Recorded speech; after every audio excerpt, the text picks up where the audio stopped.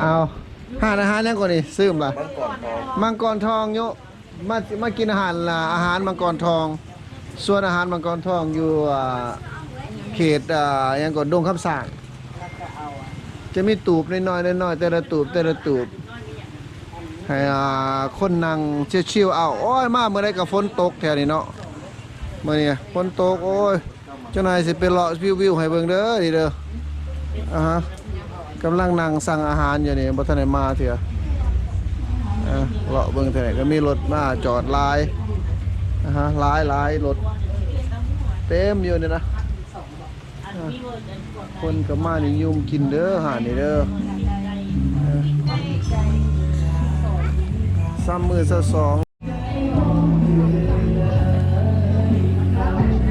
คนตกแต่น้ำมันเซ็นซีบลูอยู่แถวนี้เป็นน้องบ่มีน้ำไหลเข้ามาแล้วสวย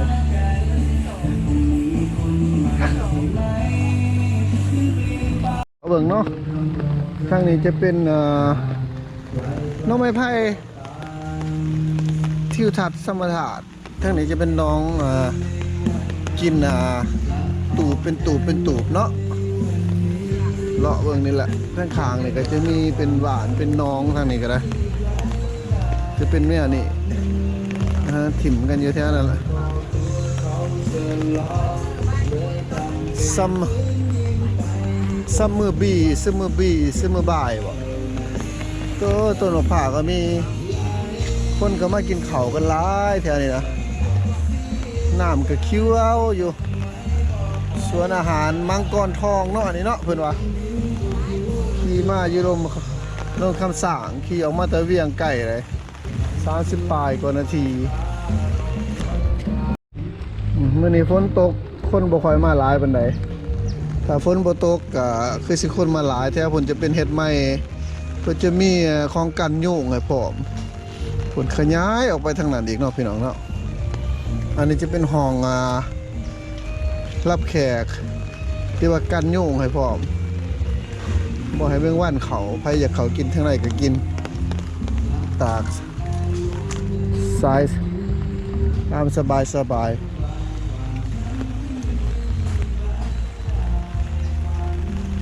จะมีครัวให้ย่างขึ้นไปเบิ่งเนาะมีหลายอาหารหลายแบบซัมเมอร์บีเที่ยวส้มให้เบิ่งนะพี่น้องเนาะอันนี้จะเป็นหมองถ่ายรูปใครอยากถ่ายรูปเป็นที่ระลึกกับมาเข้าไปนี่นะมีดนตรีบรรยากาศกลางคืนนี่เนาะป่าโอ้พี่นะโอ้ปรากฏเอามาเลี้ยงจับขึ้นมาคุกกิ้งเนี่ยนะกดไลค์พี่น้อง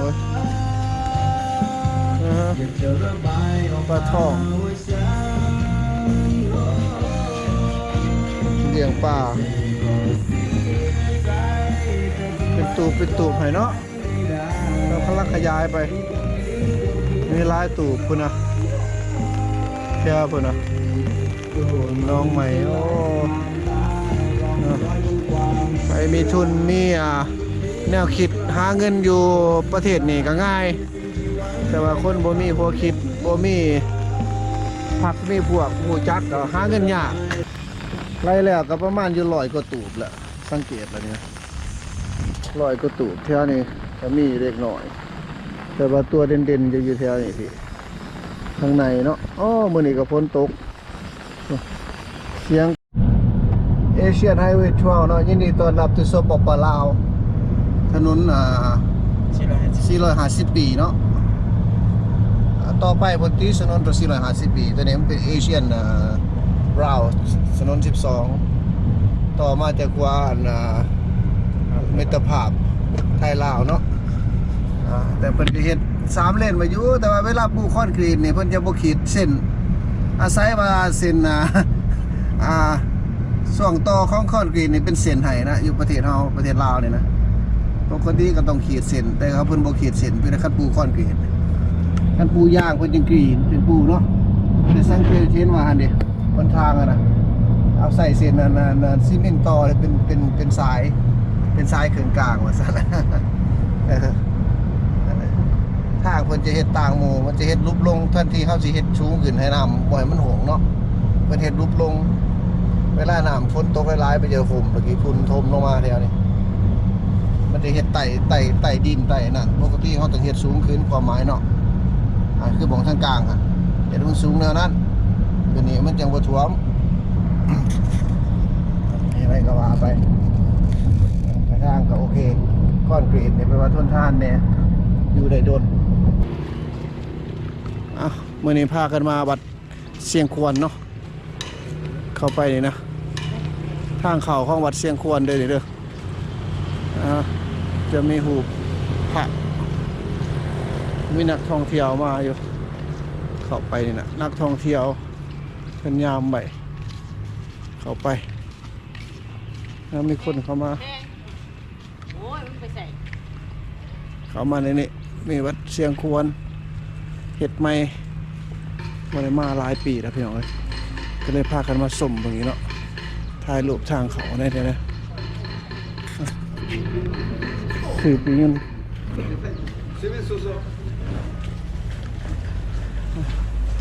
ใช่เข้าไปเนาะพี่น้องเนาะซื้อปีเงินเข้าไป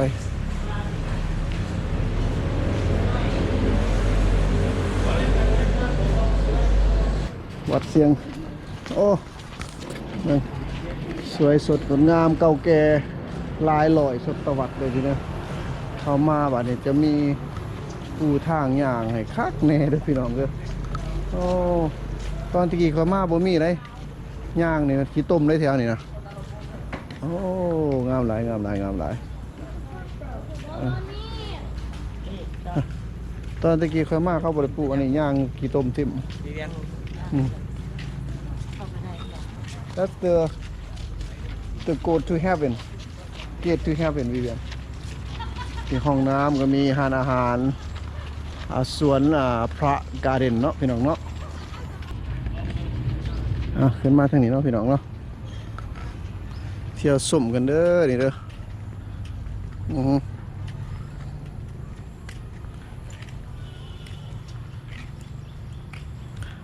เบิ่งเลยนี่เด้อ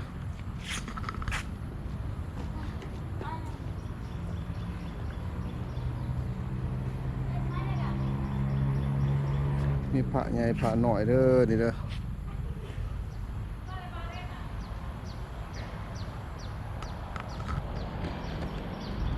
มีลายหมองให้เบิ่งเด้อพี่น้องเด้อ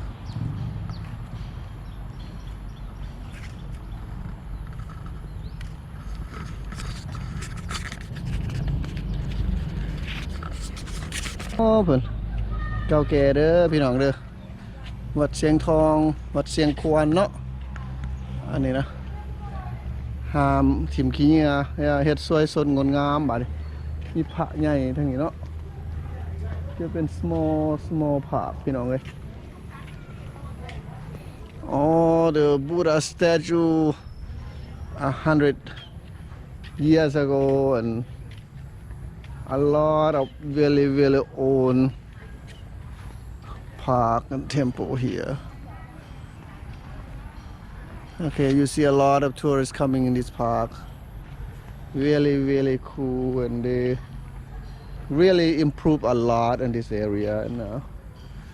you know ปูทางอย่างให้มันเป็นระเบียบดูดีงามห้ามขึ้นและสัมผัสพระเนาะเพิ่นจะมีป้ายห้ามเลยเด้อห้ามขึ้นและจองพระพุทธรูปเนาะอันนี้เนาะเพิ่นจะมี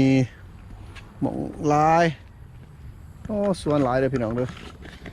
เบิ่งนำกันเด้อนี่ลายเด้อนี่เด้อไปวัดเสียงควรเนาะนี่เนาะมาเบิ่งนำกันวัดเสียงควรว่ามันจะเป็นจังไดนี่เนาะวัดเสียงควรเด้อพี่น้องเด้อมีพระหลายเก่าแก่อาวุโส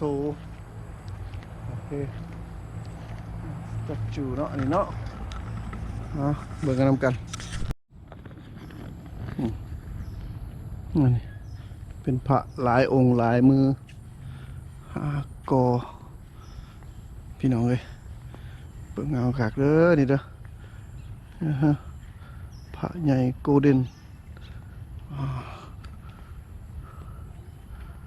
ก็นอนหาบางเนาะจะเป็นสวนเล็กๆจะมาทางนี้จะเป็นสร้างห้ามขึ้นเด้อสัมผัสพระพุทธรูปเด็ดขาด Do not climb they said เนาะมาทางนี้จะเป็นเก่าแก่ปูลิงปูลายสวยสดงดงามนะพี่น้องเด้อก็มาวัดกันทางนี้ก็เลาะมาทางนี้เนาะจะเห็นอยู่ทางนี้จะเป็นห้องพระแขใหญ่งามเลยเนี่ยโอ้สวนนี่บ่อยเม็นหน่อยๆเด้อดิเด้อใหญ่เด้อพี่น้องเด้อสังเกตเด้อนี่นะจะเป็นหัวงูเนาะนี่เนาะคล้ายๆหัวงูจะเฮ็ดไว้เป็นแนวนี้นะพี่น้องเลยเก่าแก่ถาดของพระเจ้าพระศิวะหน่อยเนาะอ๋อก็มีลาย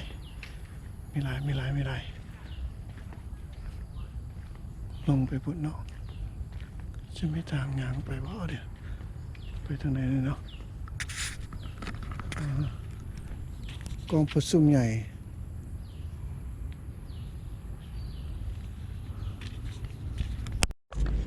มาทางนี้จะมีหมองกินข้าว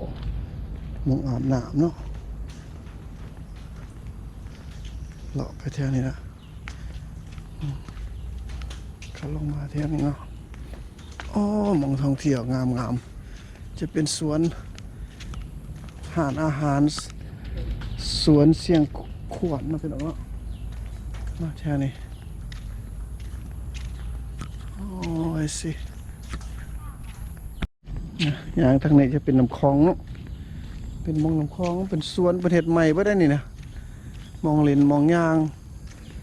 ปูทางคอนกรีตเลยคนยางโอ้พัฒนาหลายเดียวนี่นะแถวนี้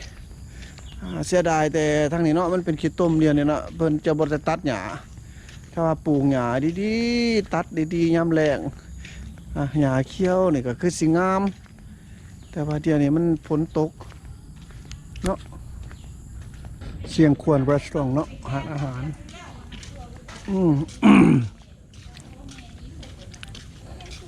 สวนสนุก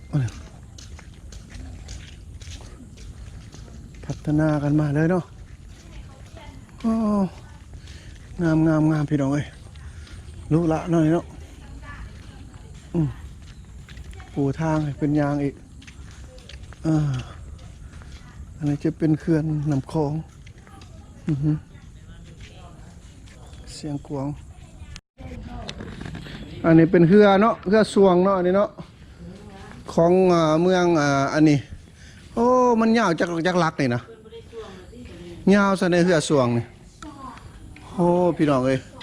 สังเกตเด้อนี่เด้อยาวอีดีเขื่อสวงตัวนี้145ที่พายเด้อพี่น้องเด้อก็มีอันเขื่อนั้น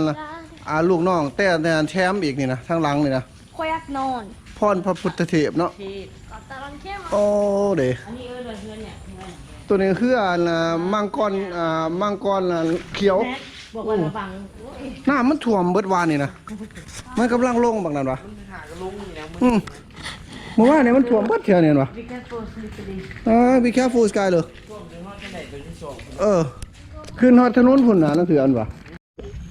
นี่ก็นักท่องเที่ยวมาเที่ยวฮะเอาหายเจ้าบางกี้นี่ดิ It's right there No that's mine I just gave it to you บางถ่ายรูปบางกี้นี่ Stop touching me Well it feels right Stop touching me Be careful It's sleepy It smells bad No It smells like ass It smells like cleaner ฮะพระพุทธเจ้าหน่อยเนาะองค์ใหญ่เด้อมันยางมึงเนาะน้ำท่วมกำลังบกเด้อพี่น้องเด้อแถวนี้เด้อแต่ยังโศกดีได้เห็นเนาะขนาดบ่ท่วมก็สิบ่ได้เห็นดอกน้ำท่วมนี่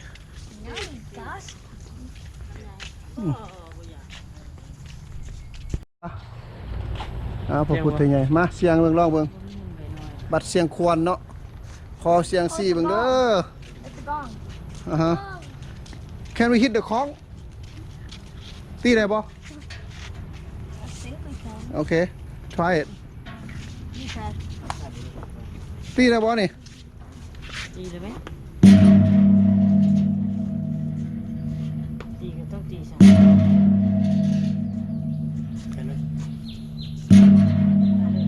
อามิตาพุทธนมุตตสาเจริญเจริญเจริญเจริญพรเข้ามาทางในเนาะนี่เนาะเพิ่นจะแย่งไฟให้เบิ่งเด้อพี่น้องเด้อเป็นถ้ำลึกลับถ้ำลึกลับฮะกาที่นี่จะเป็นพังกระดูกหลายพันปีมาแล้ว แต่ว่าเดี๋ยวนี้บ่มีแต่พระ ย่างไปยังมันจะมืดๆเนี่ยจังหน่อยเนาะจังหน่อยก็เดินไปเรื่อยๆจะเห็นแสงสว่างเหมือนว่าพอเห็นแสงสว่างปึ๊บจะเป็นเขตสวรรค์อันนี้ยังอยู่สันท่านสันนรกว่าสันภาษาลาวเนาะจังหน่อยก็เคยขึ้นสวรรค์แล้วจะเสด็จเห็นแสงสว่างแล้วพี่น้องเอ้ยเบิ่งดีๆเด้อนี่เด้อเอาระวังคนว่าหามาระวังตกคันไดเห็นว่าเนาะคันตกคันไดเดี๋ยวแปลว่าบุญบ่ถึงสั้นที่3เด้อพี่น้องเด้อเนี่ยเด้อสั้นที่3เด้อเนี่ยเข้าไปทางจะเบิ่งทางไหนเบิ่งเนาะมาไว้จังไหนจังสั้นที่3เด้อพี่น้องเด้อเด้อจะมือดูเป็นห้างผึ่งบ่คือแนวเนี่ยถ่ายรูปให้เบิ่งเนี่ยเอาขึ้นไปอีกสั้นนึงเด้อเด้อขึ้นไป Daddy, be so careful when you're going down. โอเคหอดสวรรค์เลยเด้อวันนี้เห็นแสงสว่างเลยพี่น้องเด้อนี่ก็ทางเขาเนาะทางเขาเด้อพี่น้องเด้อเดินกับระวังจังหน่อยเด้อดิเด้อมาจะถ่ายรูปเอาไว้ได้นี่ถ่ายรูปมาจะอยากใส่พี่น้องส้มภาพงามๆตอนนี้ก็หยันหมื่นเด้อพี่น้องเด้อนะฮะโอเคเบิ่งน้ำกันเด้อพี่น้องเด้อ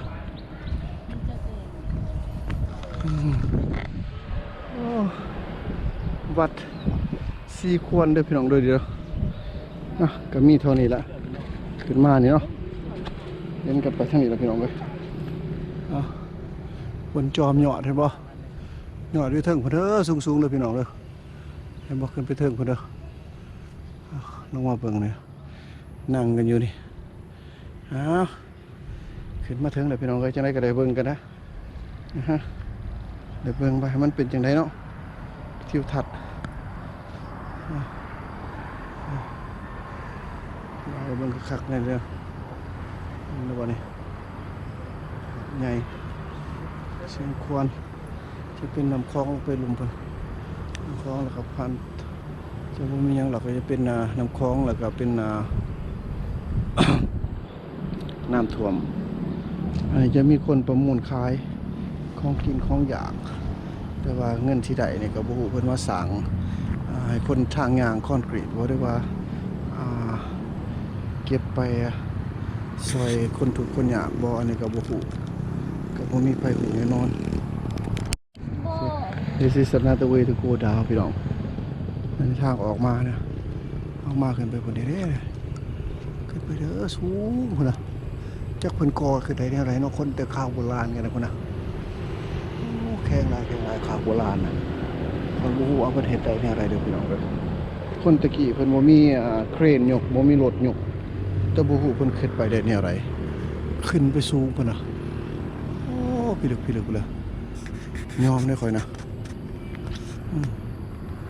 แต่ค่อยขึ้นมาเนี่ยข่อยก็ยังขาสั่นน่ะพี่น้องเอ้ยความสูงของมันฮะปกติมันก็บ่สูงปานใดดอก